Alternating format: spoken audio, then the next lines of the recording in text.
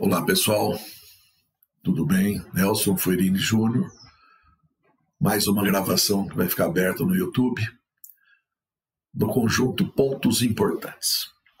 Hoje uma aula interessante, que é uma aula que está entrando na ortopedia devagar, mas as respostas são muito interessantes. Esse equipamento veio muito mais para estética do que propriamente para ortopedia. Mas nós conseguimos fazer alguns trabalhos, notamos que tem uns resultados bastante interessantes dentro do quadro de ortopedia e traumatologia. Tá? Vamos dar uma olhadinha aqui, é uma aula interessante, é curtinha, muito boa. Bom, mais uma coisa que a gente tem que trabalhar. Pontos importantes para calibrar um equipamento gerador de radiofrequência não ablativa. Tá ok? Radiofrequência. Então vamos lá. Primeira coisa, selecionar frequência desejada na radiofrequência. Então, nós temos três frequências dos equipamentos tradicionais: 640 MHz, 1200 MHz e 2400 MHz. Na ortopedia, a gente tem usado isso aqui, ó, 1200 e 2400, tá? Na ortopedia e traumatologia, usamos 1200 e 2400, pois trabalhamos em profundidade de até 2 centímetros, 2,5 centímetros de profundidade. Maiores, teremos apenas o efeito reflexo do calor, sem amação da corrente de alta frequência das estruturas. Então, profundidade maior que 2, 2,5, até que vai bem. Profundidade de 3, 4, 5 centímetros de profundidade, nós vamos ter uma ação, um efeito reflexo do calor, e não uma ação da corrente de alta frequência passando pelo tecido, que é uma coisa que é interessante a gente frisar. Esse equipamento, na verdade, nós já trabalhamos com radiofrequência. Ondas curtas é uma radiofrequência, micro-onda é radiofrequência, né? Só que a radiofrequência não ablativa é um aparelho pequeno, né, onde você trabalha como se fosse um ultrassom mais focalizado. É como se fosse um micro-onda focalizado ali, né? Embora a frequência é diferente, mas a gente tem uma ação térmica interessante naquele lugar, além da ação da corrente, que é muito importante. Não é só a ação térmica importante. A passagem das correntes alternadas pelos tecidos é muitíssimo importante. Então nós percebemos isso na prática clínica e colocamos e estamos trabalhando em cima, ver se os fabricantes olhem um pouquinho para o pessoal da ortopedia aqui, tá? Vamos dar uma olhada aqui. Então, temos 3 frequências, tudo bem, sabemos qual que nós vamos mexer, até por aqui, então está tudo certo. Tempo de aplicação. O tempo de aplicação está diretamente relacionado à área do tratamento, que não deve ser superior a 75 centímetros quadrados. Mais que isso, não começa a dissipar calor e você tem mais concentração numa área, menos na outra. Então, procura ficar numa área relativamente pequena para você dar uma concentração mais homogênea. E o tempo está entre 4 e 10 minutos de aplicação. Áreas menores, menos tempos, áreas maiores, mais tempos, e assim por diante. Tá? Tranquilo. 3. Intensidade da corrente da radiofrequência. Como é que eu calculo a intensidade dela, né? Então, cara, a intensidade pode ser a tolerável pelo paciente. Por quê? Porque vai gerar calor. E você vai, né? Ou seja, o paciente deve sentir uma sensação térmica próxima do ajustamento tolerável. Ou seja, eu vou no máximo, mais que isso vai queimar, Nelson. Esse é um problema, né? Você tem a intensidade, você vai calibrar pela sensação térmica do paciente. Se o paciente tiver distúrbio de sensibilidade, está contraindicado a radiofrequência. Tá legal? A radiofrequência está indicada se ele tem uma sensibilidade térmica normal, tá?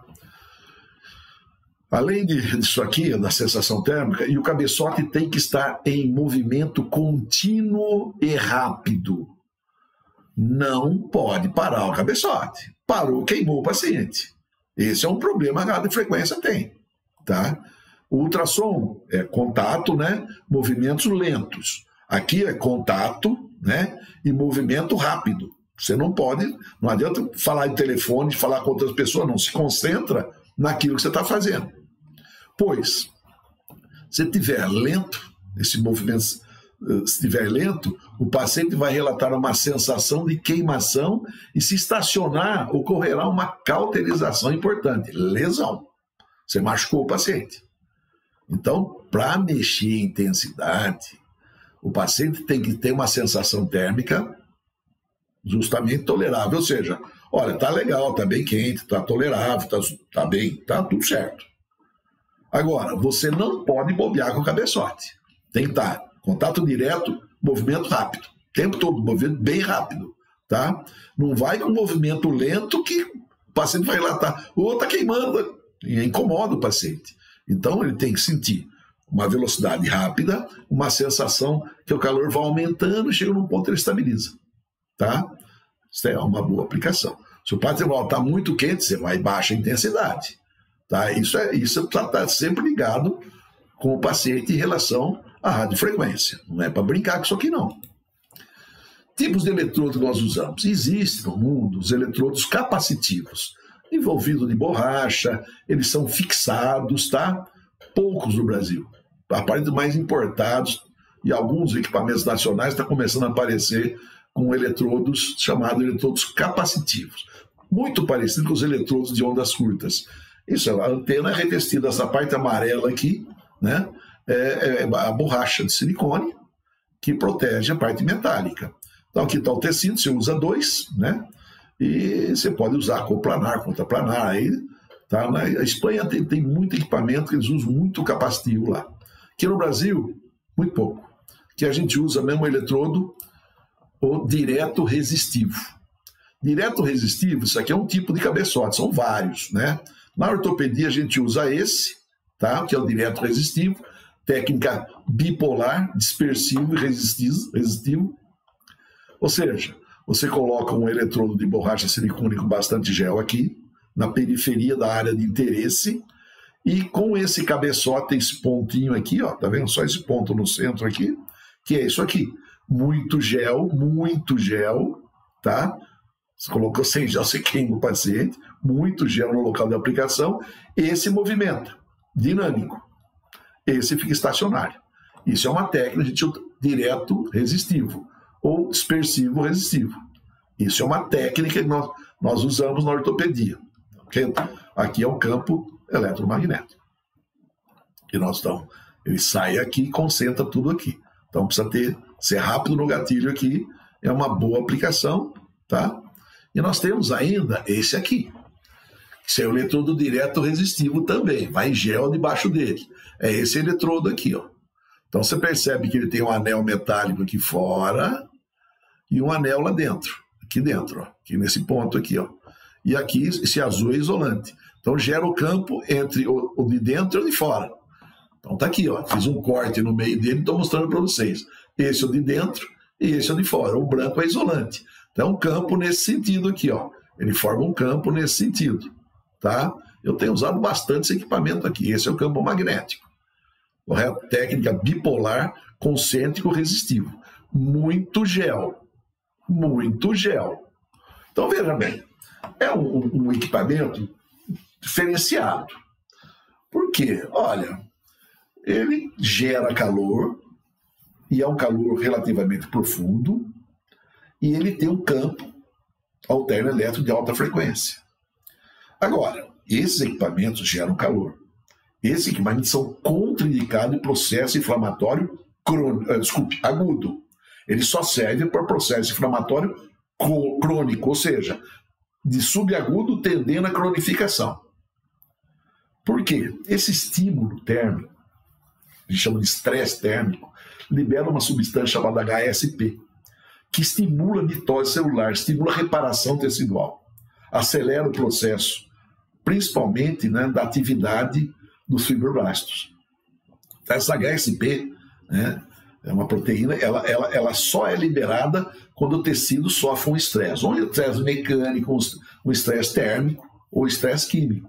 Então, isso é interessante.